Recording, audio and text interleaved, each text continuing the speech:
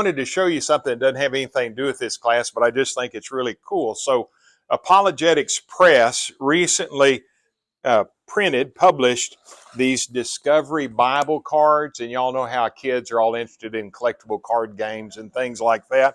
And these are really good, so you can buy them in packs like so, or you can buy the whole set for $99 and get 400. So the total set is 400. I think there are 365 different ones. So if you buy the 400, you're getting some duplicates. But if you buy the full set, you're getting at least one of every one of them. And they are really good. So then they said, we know some folks will be trying to figure out games, like Bible games to play with them. And so if you figure out a Bible game, you can send it in and they'll print it up on their website. And Robin sent in a Bible game and her name's on the website now for the yeah, anyway. And I wanted to show these to you because they're really good. Now, a lot of the people, of course, we don't know what they look like.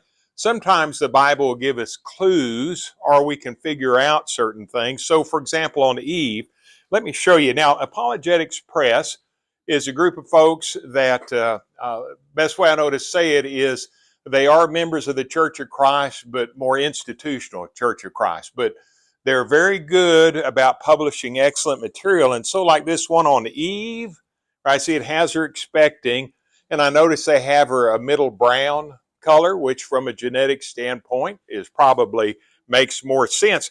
And then on the back, it'll have fast facts about what the Bible tells you.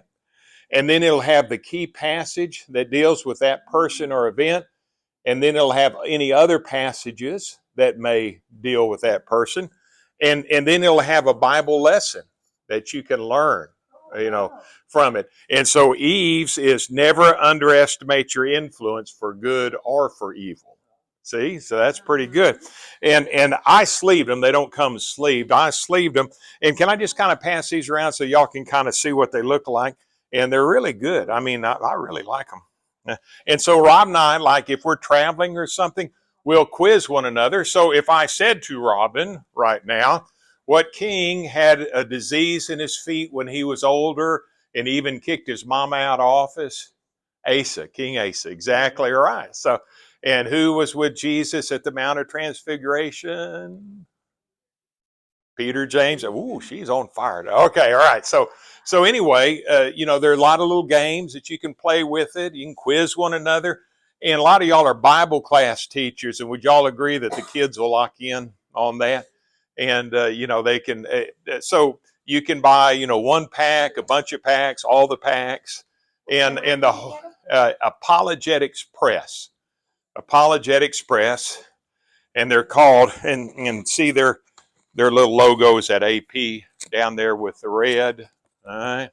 And the whole set of 400 is $99, which I think is a good deal, and so anyway, you can take a look at those and see whether or not you like them and how you might use them. And I think they're equally good for adults or for kids. Now, kids like those collectible card games, but they're really good. And then they have and some of y'all who know more about those card games can clue me in on this. There are some that are rarer, and they even have some that are fancier that have like a special finish on them, and so the kids are always trying to find the cards with special finishes on them, that kind of thing.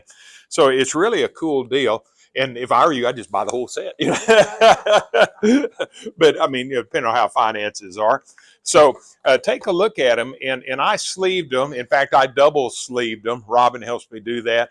I put them in a thin sleeve and then a thick kind of semi-rigid sleeve just to sort of protect them as you're handling them, and they're really cool. So you get most of them are people, but some of them are events, some of them are locations. They give you the Bible verse where you find it. They list the fast facts on it, and then they give you the lesson, a lesson that you can learn from it. And I'll just tell you, fellas, if you have to ever preach a sermon or whatever, you just grab one of those. I mean, really, seriously, because it has all the verses, it has the points, it has the facts, and they're really cool. So I like them. So if you have your smartphone, you can be, just taking a look at them and see whether or not you like them. And they're good, aren't they, Robin? We have a good time with them. And what she and I do is we add a new one or two every week. So we just are slowly adding them to us as we think we're becoming more familiar with it, you know. So anyway, there you go. Just take a look at those and make sure I get them back. Yeah, that's exactly right. Well, so wonderful to see everybody. And since we're blessed to have David and Dana visiting with us today, David, would you word a prayer for us, sir? Thank you, Lord God and Father, for this day that we've had. Get here safely to come together to assemble with the saints and to worship and honor and serve you.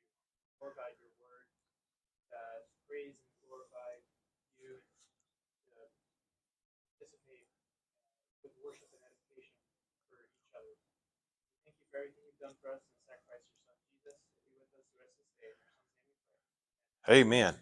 Well, I wanted to ask Harper and Vanessa how Ezra's doing. How's he recovering okay? And the docs think he's going to regain full use and everything. Oh, what a blessing. I'm so thankful for that, so proud for that. Well, as y'all know, we're moving toward the tail end of our study. We have just a few classes, 7 or 8 classes remaining. Plus, we have the gospel meeting that will take away one of those classes at the end of October. But it's all going to work out fine. The timing's going to work out fine. And in these last few classes, we want to focus on 3 things primarily. First of all, we want to focus on what happened after the flood. You know, usually you spend a lot of time studying the flood, but maybe not quite as much time after the flood. And then the events leading up to and including the Tower of Babel. And most of us know something about the Tower of Babel. And then after that, we're going to do what we believe was the ensuing Ice Age. And in my experience, I never studied the Ice Age or the possible Ice Age, but there is plenty of evidence that there was an Ice Age. Now, one difference between Bible believers and folks who are skeptics or who are atheists or agnostics, we would say there was a single Ice Age, and Bible skeptics would say typically that there were many Ice Ages. So that's one point that we'll be studying on. But this morning, if you would please be turning to Genesis chapter 9, and we'll be doing some reading there in just a moment. So Genesis chapter 9, and the first 17 verses will be the key passage for our study today. And I'm going to ask you to think about, we're not going to completely answer it yet, but think about this question from last week. I ask you to consider Noah and his sons, especially Ham is who I'm thinking about here, and Noah. Are faithful people flawless people? Are faithful people flawless people? Of course, I think anybody who's familiar with people or the Bible at all or themselves would know that it doesn't mean just because you're faithful doesn't mean that you never make mistakes. In fact, that gives me great hope. You know, if I read the Bible and the only people who are going to be saved are those who never made any mistakes, I would be really discouraged by that. And I've often thought that one of the marks of inspiration in the Bible is that it is just as open, just as plain about the faults and sins of its heroes and heroines as it is about their accomplishments. Because I know in my heart that that's not how ordinary man would write it. In college, I had an English class where we read a book called The Lives of the Saints. Now, I want to emphasize that the professor was an old reprobate. And I mean, he was a good professor, but he wasn't, I don't know what his religious convictions were, but they weren't much. But he thought that was an interesting book to read, Lives of the Saints. And when it says saints, it means extra special faithful people. So not every Christian's a saint, but these are folks who've been recognized as saints by the Catholic Church and so forth. And we read that book, and what struck me is it never said a single bad thing about any of them. You know, it just glossed over anything they might have done wrong. And that's the way ordinary man would write it. I know one person who's pretty well known, doesn't matter who it is, but I got interested in this person's life. And so I picked up this person, so I'm not even letting you know whether it's a male or female, this person's biography and read it. And I knew that this person had some bad things that they had done in their life. And I noticed how much they didn't talk about those bad things. And that's just human nature. Would y'all agree? I mean, that's what we tend to do, is we tend to gloss over faults and so forth. But the Bible doesn't do that. So, the sin of David with Bathsheba is told in just as much detail, or even more detail, than his victory over Goliath. And to me, that has to be a mark of the controlling hand of the Holy Spirit. How do you explain the even-handed way in which it's done?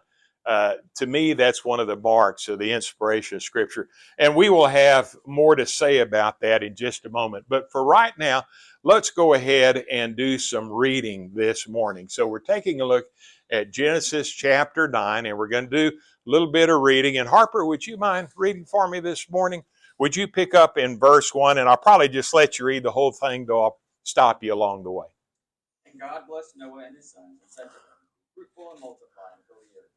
The fear of you and the terror of you will be on every beast of the earth and on every bird of the sky, with everything that creeps on the ground, and all the fish of the sea into your hand they have given. Every morning, every moving thing that is alive shall be food for you. I give all to you, as I gave the green plant." All right, now pause right there for just a second. God gives a charge to Noah and his sons, their families.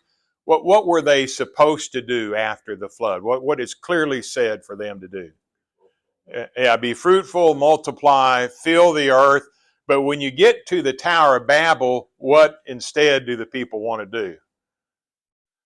Hungry. Yeah, they want to, that's exactly right. They want to stick together in one place. I just want to point out, people go, well, I don't know that Tower of Babel thing is so much of a sin. No, you're doing the opposite of what God told you to do. God told you to spread out, be fruitful, multiply, fill the earth. And you're saying, no, we kind of want to stick right here together.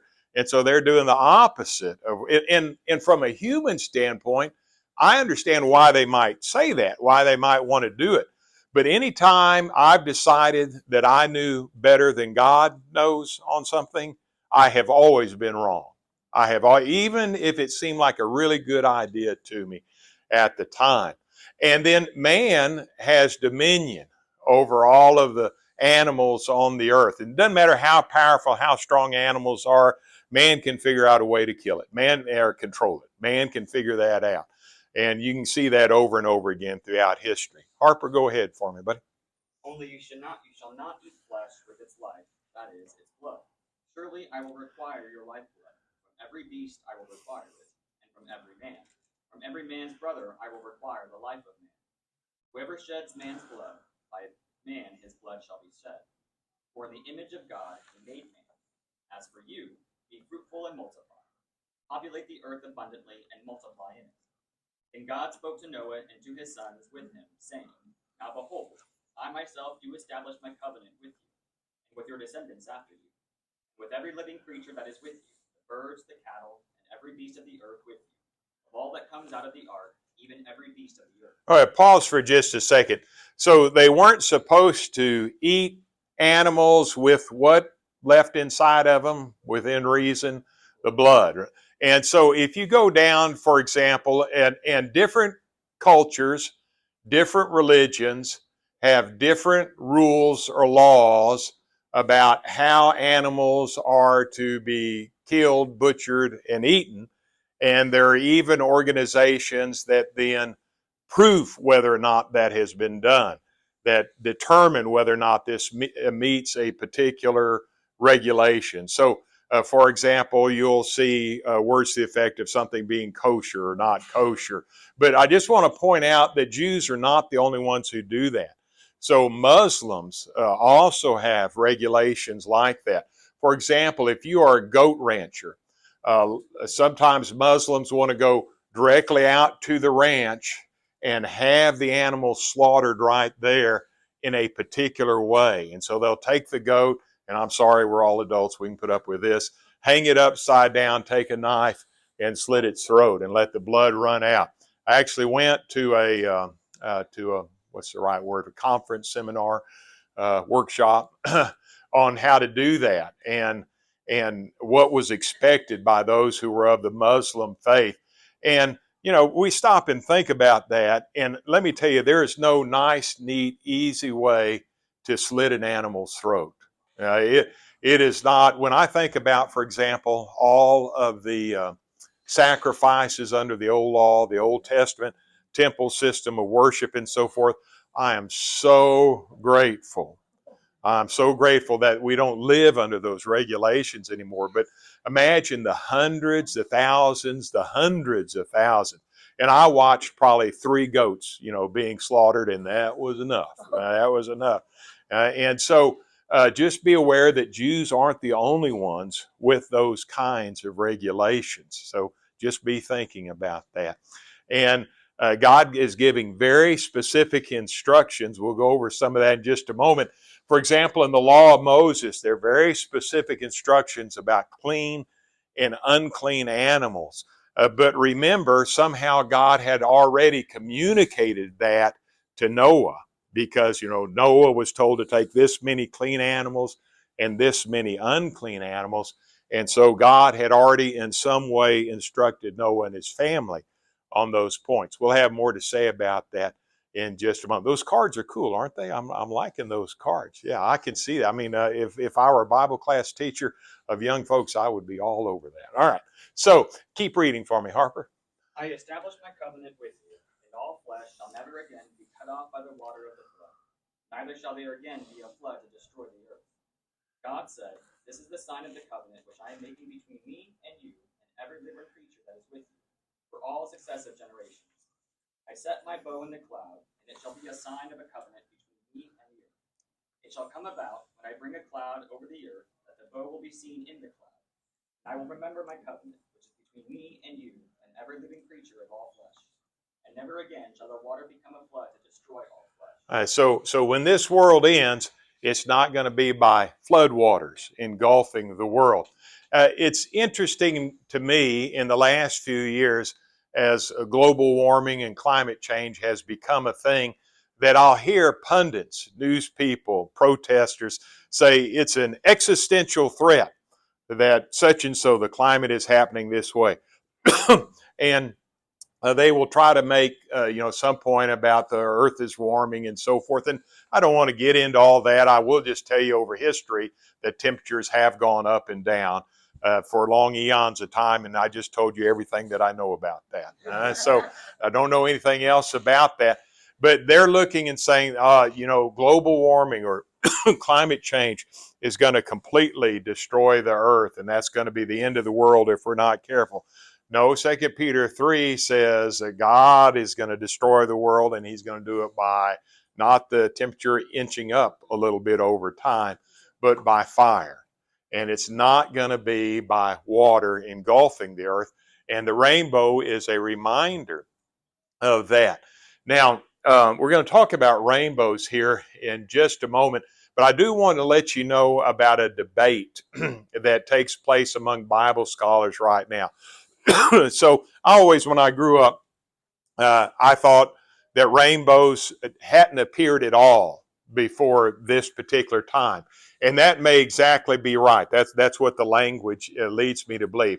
I just want you to know that some Bible scholars think, no, the meaning of the words there is not that nobody had ever seen a rainbow before, but that this is the reason why God is now signifying the rainbow. He's giving it this special meaning at this time. I'm not disposed to debate that. I just want y'all to be aware of that debate that's taking place. When I read the language, it sounds like the God of physics put the rainbow there at that time. But I just want you to know that that's being discussed right now. By the way, anybody have a thought or a comment on that? We'll talk about rainbows a little more in just a moment. So what verse did we make it down to, Harper? We're on 16. Okay, so finish it out.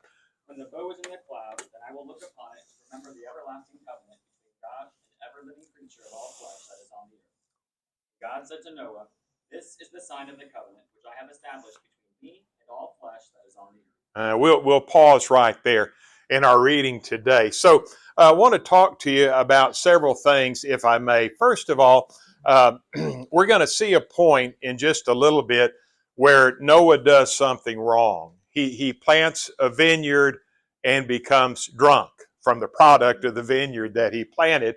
And then we're going to see that his youngest son, Ham, it says, sees his father, uncovers his father, sees his father uncovered, and goes and blabs about it to the older boys. And so we're going to see some sin taking place there. But I just want you to think right now about these questions. What are some other Bible incidents that remind us that faithful people are not sin-free people, that they do make mistakes? I already gave you one, David. What other examples stand out in your mind from Scripture? Did you say Abraham? Okay, Abraham, what did he do? He said that Sarah. Right, which was kind of a half lie, which means it was all a lie. And then who, after Abraham, does the very same thing? Isaac from the Bible card. Yeah, okay, Isaac, exactly so, yeah. And so Isaac ends up doing the same thing. What other examples come to your mind? Okay, Peter, what are you thinking about? Pick. Oh, talked when he should have been listening a lot of times. And yeah, that separated himself from the Gentiles. Yeah, denied the Lord. Yeah, you could go. And I often think about that. Do you think a fellow like that could ever be an elder?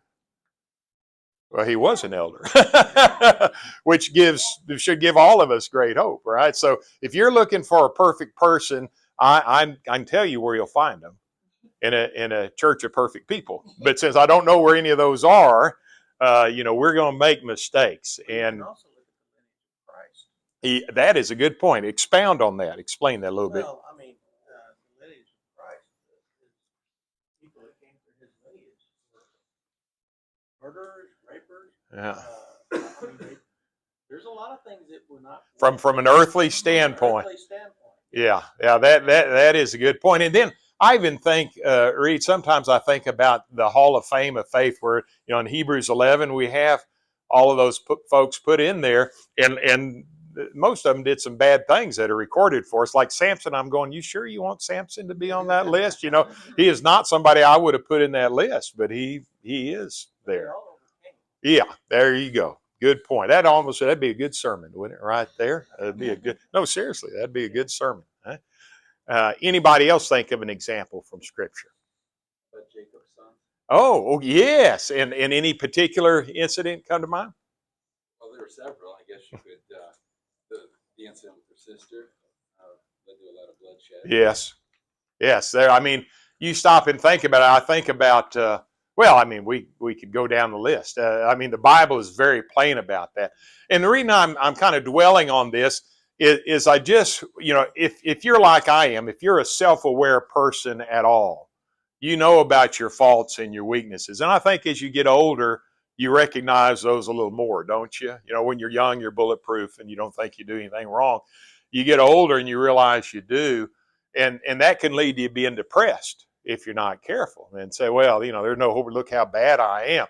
No, the Bible is filled with folks just like that. So please just keep that in mind, if you would. But isn't like Philippians 4 when he tells you what to think about? Mm-hmm. Isn't that a form of protection? Yes. So whatever thoughts are pure, holy, yes. Good point. Yes, well stated. That'd be another good sermon, right there. Yeah. No, seriously. Yeah. Okay. So good deal. Now, evidently, everybody. I thought I was the only one who knew this, but evidently, everybody knows this. What does the famous person Roy G. Biv help us to remember? Yeah, that's right. The colors in the rainbow. The colors in the rainbow: red, orange, yellow, green, blue, indigo, violet. Do you remember me saying? So there are 7 there.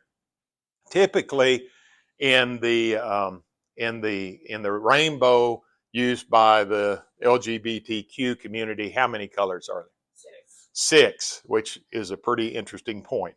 So God's rainbow has 7 colors, and isn't that just like the devil to take something that God gave us and twist it? Did God say you're going to die? You'll not surely die. Yes, Chris. So you already know what I'm going to say. Well, go ahead. So it's the colors of the light spectrum. I learned in color theory when I went to design school. And the reason that God points that out and makes it, like you said, such a physics-oriented, science-based point is because God talks about 7 being the number of perfection. Yeah. So he's pointing out there are 7 colors in my light. Yes. However, the colors that are used by the homosexual movement are 6, and we know in the Bible that 6 is the number of man. You will see when you study the Bible that 6 is always the number of man. Another good sermon right there. Yeah, that's good. Thank you very much. So white light is made up of a combination of all colors. White light is a combination, which doesn't make sense to me, but that's the way that it is. When light passes through a prism, including a water drop, it bends the white wavelengths at different ways, and so then you can see all the colors and you can see the rainbow. And with that, Robin, let's make a rainbow. Somebody in the back cut off both lights, all right? What's that now? No, I like it with the light on.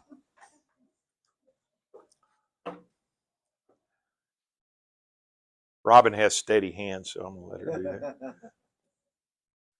So she's taking a light and this fancy, look, there was an upside down rainbow right there, yeah. Yeah, you're doing it, Robin. Can you bring it up a little bit right there? Let her play with it a little bit.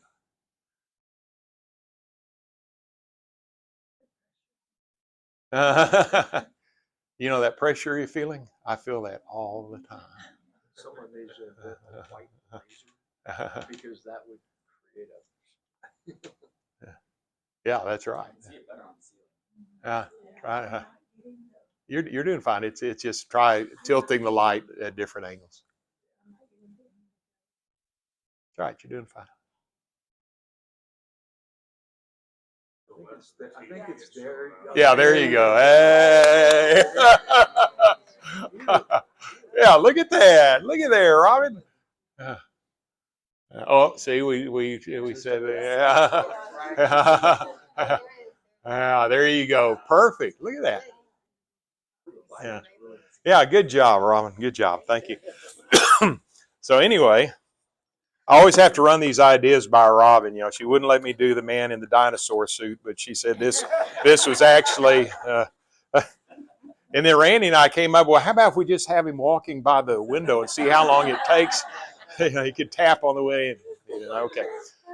So, what dietary differences do you see between Genesis 1:29 and Genesis 9:3?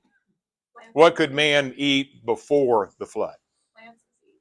Okay, plants and seeds. So if you go back to Genesis 1:29, that's plain. But when you get over to Genesis 9:3, what is man allowed to eat? Yeah. Oh, anything that's moving. That's exactly right. Now here is a good point. When you come to the New Testament, and the Jews and Gentiles were struggling with this. Imagine if you were a new Christian. Let's say you were coming out of a pagan religion, and all you thought about when you saw meat was meat that was sacrificed to a pagan idol, and that bothered your conscience. Now that you're a Christian, you might want to avoid meat. Somebody else would go, meat's meat, who cares what was done to it? And so they eat meat. But what would Romans 14:1-3 say on the subject? So, Mitch, would you mind turning over there and reading those 3 verses for me, please?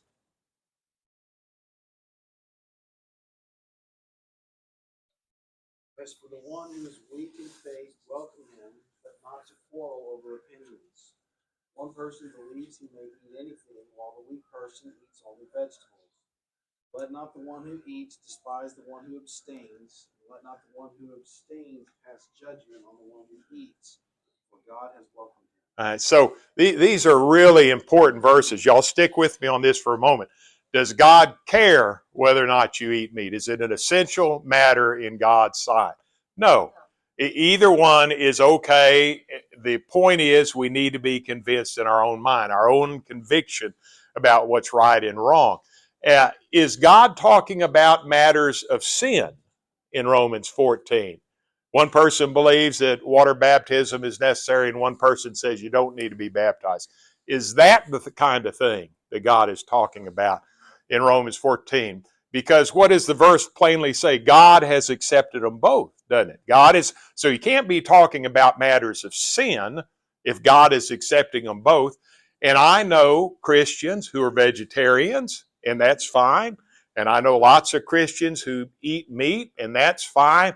And I know them all in between there. Some who only eat fish and chicken, for example. And God would say all of that's fine. It's a non-essential matter. Where we get into trouble is when we try to take matters that are sin, things that are plainly revealed in Scripture, and put that into Romans 14. Are y'all hearing me on this? This is an important point. So you can't just say, oh, well, it's a matter of opinion and we're going to accept one another. No, if the Bible says it's wrong, it's wrong. It's a matter of sin. But on the matter of eating meat or not eating meat, that is a non-essential in God's sight. I use the example, I'll get you in half a second. I use the example, I have a friend who was used to be a member of the Seventh-day Adventist faith. And Seventh-day Adventists have very strict dietary regulations. For example, if somebody is a strict Seventh-day Adventist, they will not drink caffeine. They will not drink caffeinated beverages, which gets you in real trouble at the Evans household because I'm always drinking coffee and tea and stuff like that. And so when he became a Christian, it still bothered him some if he picked up a caffeinated beverage. If you're ever put in a Seventh-day Adventist hospital, don't be looking for them to bring you coffee or anything, all right? So it still bothered his conscience because he just was raised that way. When he comes over to my house, I don't brew up a pot of coffee and say, now here, you just sit down and drink this because God doesn't care whether or not you drink it. No, we're supposed to be what? What's the principle in Romans 14? Supposed to be respectful of somebody's, conviction on matters that are not, does God care whether or not you drink coffee? No. And so we're supposed to be respectful and accepting of one another. This is a really important point. I've known preachers who've gotten in deep trouble by trying to put matters of sin in Romans 14. And I've also known of preachers who kind of said, well, everything's a matter of opinion, and so you can't do that kind of thing. And just be aware of that. So it seems like y'all have a good handle on that. Does anybody have a question or comment? Yeah, I'm sorry, Mike, you were kind to put up with me there. No, that's all right. No, what I get out of this is it's your own conscience that you have to listen to in this type of matter. Yeah, in this type of matter. That's a good way to say it. So sometimes the word faith in Bible is used in the sense of the faith, the revealed doctrine. Sometimes it's used in the sense of my personal conviction on certain things. That's a good point. I like the way you said that. Anybody else have a thought or comment on that? Huh? Good. Everybody's fine on that. So what I'd like to do in the remaining time that we have now is talk a little bit about these clean and unclean animals. And we said that, of course, in the law of Moses, it gives very specific instructions, but somehow God had communicated to Noah these points before about what animals could be taken on the ark and so forth, how many of each one. So look at this chart, if you would, please, clean and unclean. And the black here represents the clean animals, and it shows why they're clean. So animals that have a divided hoof and chew the cud, those fish that have fins and scales, and winged creatures, except for some specific winged creatures are mentioned. These are animals that are unclean, and it tells you why they're unclean. So a pig does have a divided hoof, but he doesn't chew the cud. The camel chews the cud, doesn't have a divided hoof. All flying insects, not jumping insects, right? Those that have fins but don't have scales, and then specific winged creatures are mentioned. And again, I'm glad I don't have to try to memorize all of that. So what I did is I just came up with all the weirdest examples I could, and I want you, without looking at your smartphone, to tell me whether they're clean or unclean and why they would be clean or unclean. I can feel people's brains working. It's a good thing. So what do you think? You got it, Reagan? I'll let you go through all. No, I'm not good. so let's see. Let's find out if we can. All right? So how about chickens? What do y'all think? And why are they clean? They're not these. Okay, good. Quail, and we would know that from the Bible. Why? God fed the Israelites in the wilderness. So, don't be eating butterflies. Okay, butterflies, flying insects are unclean. Don't be eating the butterfly. How about bison, buffalo? Clean. Why are they clean? They have a divided hoof. Exactly. So, how about grasshoppers? Why? They hop, and who in the Bible? Well, that's true, but who in the Bible? Okay, he's eating what? Locusts and wild honey. Locusts and wild honey. Sure. Grasshoppers do fly. Yeah, they kind of, but the Bible is specific about which ones you can eat. So, yes, they fly, but in kind of a different way. That's the only reason I can ever catch them to go fishing. Is a giraffe. Clean, and why is that? Yeah, and see, I've never thought about eating a giraffe, have y'all? But you could theoretically eat a giraffe. How about a moose? Clean. They have a divided hoof and they chew the cud. Good. So here we go. How about snails? Okay. I don't care if you're French or not. You're not supposed to be eating snails. And so, and why is that? Because they're bottom feeders. They're nasty. They don't fit the categories of clearly clean. That's exactly. How about skunks? They're so cute. Yeah. They've got little toesies. They got little toesies, so they're not going to work. How about catfish? No, because they don't have scales in the traditional sense. So then I wanted to throw you a curveball here. You have to know the difference between a dolphin fish, and a porpoise. And so, what do y'all think on the? Oh, very good. Okay. Now, why are dolphins unclean? Yeah. And what else are dolphins? Yeah, they're mammals. Yeah, they're mammals. That's right. But they would have to be a mammal that fit this if they were going to be eaten. Now, what is a dolphin fish? Yeah, mahi. And so if you get that, that is exactly okay to eat. So this one is clean. How about porpoises? Yeah, they're actually kind of a sub branch. They're considered separate, but they're like dolphins, exactly. So, and then how about perch? Yeah, then you could eat perch, yeah, because they've got fins and scales. But imagine having to go through all of that and figure out what you could eat and not eat. Oh, Daniel always asks good questions. Here we go. Okay, go ahead. Oh, yeah. I would say, because they do have scales, but not in the traditional sense. Yeah. I think I would consider them unclean based on the kind of quote scales that they don't have. I guess that's a good question. Yeah, they are. That's one of those things that I think I would feel better not doing, but I don't know how much I would get after somebody if they did. Yeah, there you go. Yeah, so you could have some. I think the point we're making is you could have some pretty good discussions about whether it fits these categories, but there's enough to eat that's clearly clean that you shouldn't have to worry about arguing over the specific examples of those that might or may not be clean. That was good. Everybody did a good job on that. Let's see here now. So we got that. We got the dietary differences and the famous person, Roy G. Biv, and Robin did her thing. And we've got that faithful people are not flawless people. We are doing a great job so far. So this is a good time because we haven't had much time for it. This would be an excellent time for us to think about questions or something that's been bugging you in class so far, or something that we haven't covered so far. And some of y'all have asked me privately some really good questions as well. Anybody have a question or a comment or an observation?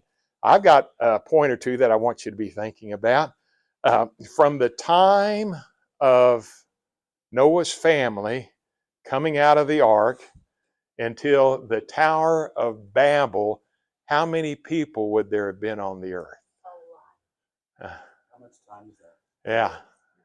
Yeah, we're not absolutely certain, maybe 100 years or so. Well, I mean, 70. It could easily 70 be went into thousands, yeah. Egypt. Yeah, we'll do some discussion on that. So be thinking about how many people there might have been. Do we know what the Tower of Babel exactly looked like? And how much information does the Bible give us on that? Not very much. Usually when I see it pictured, it kind of looks like a ziggurat or something like that, kind of going up. Truth is, we don't know for sure. I think if you look at history, different periods around the earth, there's the ones in the Philippines and India and Mexico, around the world with the Great Pyramid, like. Which could, You can guess. what was early construction techniques like? All right, that. You can guess that it's probably something similar, and even in Egypt with their pyramids, it was probably very similar.